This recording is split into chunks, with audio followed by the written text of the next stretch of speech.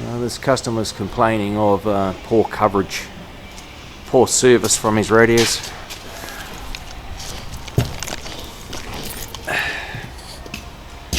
And here's the aerial install.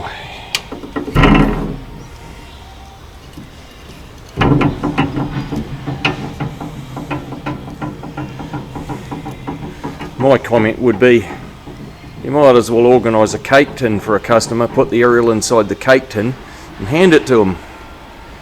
That sort of an aerial install's worse than a bolt-on special. That's complete bovine excrement. That's the CB install. No ground plane here, no ground plane on the other side, a large reflective surface here next to the antenna. Complete bollocks. On this side the VHF aerial isn't that much better. Again, no ground plane out here, and a large metallic surface next to it on the other side, more or less in parallel with the antenna. Haven't measured this yet, but this looks over length. I'll put my arm up against it. Complete bovine excrement. We'll see what we can do for this customer. Here's the radios. We've got a unit end CB and a GME VHF bush radio. The crazy thing about this truck is we can quite easily get through to the roof by removing this light fitting and using the ground plane on the roof for both of those aerials. Both the CB aerial and the VHF aerial. Let's just have a look at the ground plane on the roof.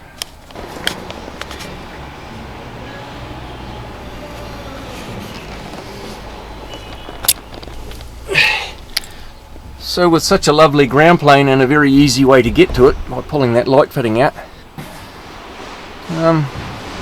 I wonder why they didn't use it. The only thing I can think of is perhaps it was incompetence. Right, we're in our truck.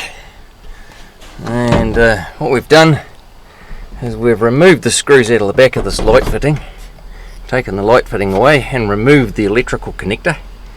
There's a little locking tab on that electrical connector that makes them a little interesting to get off. There's a little locking tab there, you press it with your thumb and then that connector will come out. And what we're going to do now, you may or may not be able to see in the video, there's a line on the headlining that shows exactly where that light fitting covers. What we're going to do is we're going to cut this interior lining away a little bit here, and on the other side over here I'm going to cut it around here, and that will then give us access up into the inside of the roof, up there and up there, and that's where we're going to put our aerials. And by putting our aerials on the roof we will gain 360 degrees of radiation, and we will gain an adequate counterpoise or ground plane. Okay, we've finished trimming this away now. When the light fitting goes back in, it'll still be covered. The light fitting covers right over to here, but right there is the inside of the roof, and this roof has quite a bit of contour moulded into it, and we're deliberately going onto the contour where it rises. So just like a corrugated iron roof on your house, I guess, if you're going to put a hole in something, put it where the corrugation rises. Don't rely on putting a hole through a roof in a hollow and then smothering it with sealant, because it just doesn't work. The sealant lets go after 10 or 15 years, and then you've got a swimming pool in your roof that's draining through the hole in your roof down into the interior, into the cab, and the poor old driver gets a shower every time it rains. So we're going in here about there, and we're going into the contour where it rises, where it goes up. Now the coax cables from this job, we will run them behind the headlining. We'll run them over here and down this pillar and then behind the dashboard to get back to the radios, which are over here. Now we're just looking at our roof.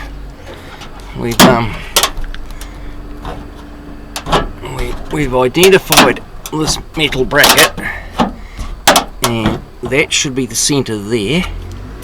So about there, which makes our hole about 360 off of centre. Now what we'll do is we'll climb up onto the roof and have a look at this job from above to make sure. Okay, so we'll climb up onto the cab and have a look at what we've done up here. There's the centre rib on the roof, and by virtue of measurement, one aerial is going to come out there, and that little black dot's where I predict it will come out, which isn't too bad. And then once we've got one hole through the roof, then we can measure either forward or backwards to get a reference point so that we can come over the same distance from centre over to here and drill another hole, and we know we're in the right place. Anyway, what we're going to do is we're going to present the aerial bases from below with a generous dollop of silicone around them, just in from below, and then we'll put the rubber seals and the other stuff on from above. And you'll notice that we're in the apex of the contour of this roof, so any water that lands on here is going to drain away from our aerial fitting. And the black paint there is a bit of coal galv just to tidy up the bare metal from drilling the hole. And we'll get our Sika sealant and we'll squeeze it round this part of the antenna, round here. We'll also put a little bit round the sealing washer from above as well, once we've got this through from below. But the whole idea is to seal this up as tight as we can from below, and of course we've got a generous flat rubber washer from above, so the whole thing should seal up quite nicely.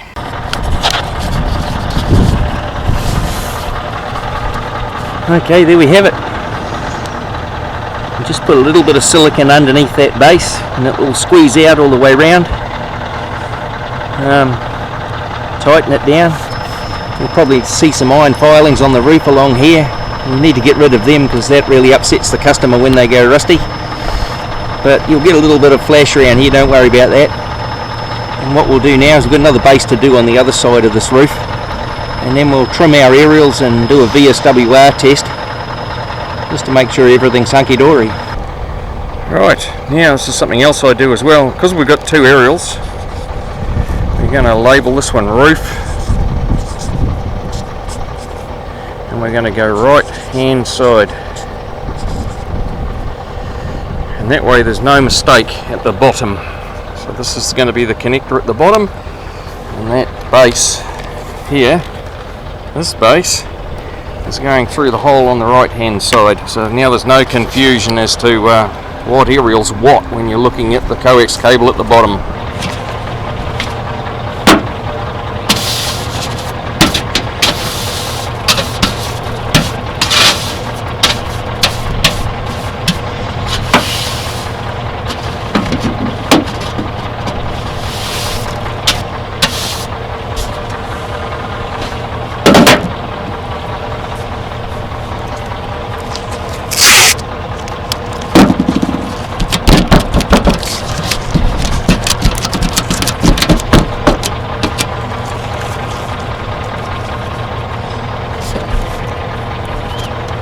You will find duct tape quite useful for picking up those last little sticky bits, either duct tape or masking tape. It's quite good for picking up tiny little bits like that. Okay, the next decision to make is which aerial's going where. So what we're going to do is we're going to put the VHF aerial on this side because it's only 500 millimeters high, and we're going to put the CB aerial on the right hand side because it's all of about 1.5 meters high. We're doing that quite deliberately because Anything on the left hand side of a truck in a rural area, well, sooner or later it will hit a branch. The aerial will be cleaned up. So I'll put the shorter aerial on the left, the longer aerial on the right. Alright, we can stand back and have a look at our job now. So essentially we've got two antennas. We've got a good ground plane under both of those antennas. The taller aerial's on the right hand side and the shorter one's on the left hand side.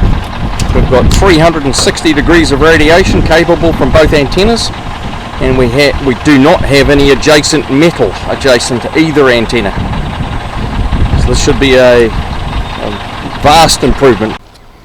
Okay, so we've finished our installation. There's the coax cable there going over to the antenna base. Leave a bit of slack in the roof in case you need a bit of spare cable. The base on the opposite side is just a mirror image of this one. As you can see, it's got a nice dollop of silicon around it to seal it up from below, and it's got a nice big rubber washer from above, and this of course is all going to get covered up with a light fitting. Always leave you a little bit of slack in the roof just in case that antenna base needs to be pulled out from above and re-terminated with another one. If you've got no slack, obviously you're on a hiding to nothing. When you run the cables in behind your headlining up here, leave them slack too. Don't zip tie them to anything. Well, I see people, for instance, zip tying them around here like this. When you zip tie that kind of thing around there like that and then replace light fittings and headlinings, if you ever need a little bit of slack, it basically commits you to completely disassembling the truck again just to try and get 3 inches of slack. So try to avoid doing that, folks. Makes life a lot easier if you ever have to do a repair. Well, I can tell you, I'm glad we got the roof fittings done. Now it's bucketing down with rain. Anyway, moving along with our install, because we're inside the cab and it's relatively dry here. When we replace these fittings up here, and also the side handle that runs down the A-pillar on the passenger side, take a great deal of care to ensure that the cables that run through underneath here aren't underneath any of these fixing points, because if they are, you will crush the coax cable and then effectively it's useless to you. So particularly here where there's a couple of big bolts that go in, there and there, tuck it well forward, even if necessary tape it or zip tie it to these cables that are already here, or if you don't like the idea of putting zip ties behind things, and sometimes I don't, just make sure that they're well forward and not likely to come back when you put these two screws in. If they do come back when you put those two screws in, as I said, you'll flatten it, and then your radio service will go from pretty good to nothing in short order. And we'll just put this roof box up in here now and work our coax back down behind the dashboard and over to our radios, and that will be the conclusion of our job. We'll do a VSWR test at this end to make sure that everything's working as we expect it to. If you don't have a VSWR meter, get out of my trade. Radio, you can't smell it, you can't see it, you can't taste it, you can't measure it with a multimeter. You need the appropriate radio instruments to be able to do your job. If you haven't got them, find another trade. Rightio, so we've got a GME 3820 in here, and let's use the old school gear because it's really understandable.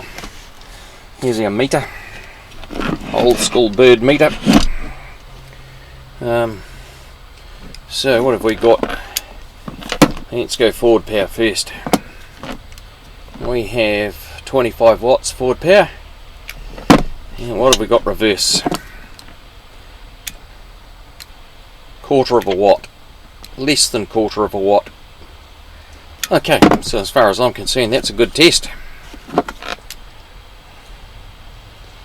and there's no way you would have achieved that same test the way this aerial was parallel to the metallic part of the cab, with most of the aperture of the aerial blinded effectively by the cab itself. So this will be a tremendous improvement. We'll do the same with the forward and reverse with the Citizens band, and we'll call that a fix. We haven't actually changed the aerials, we've simply... Snappy shy boy, you're allowed to hook up to the fuel. I'll turn that rubbish down. So we haven't used any new aerials. All we've done is correctly install, in the position where they have an adequate ground plane, the existing two aerials. So we've gone from a bovine excrement install to a top quality install. And it's got everything to do with the position of the aerial and how you actually install it. It's got nothing whatsoever to do with the aerial itself. Anyway, I guess my message is, if you're going to operate in my trade, learn a little bit more about aerials, because that's the one thing that makes the difference between a good install and a terrible install.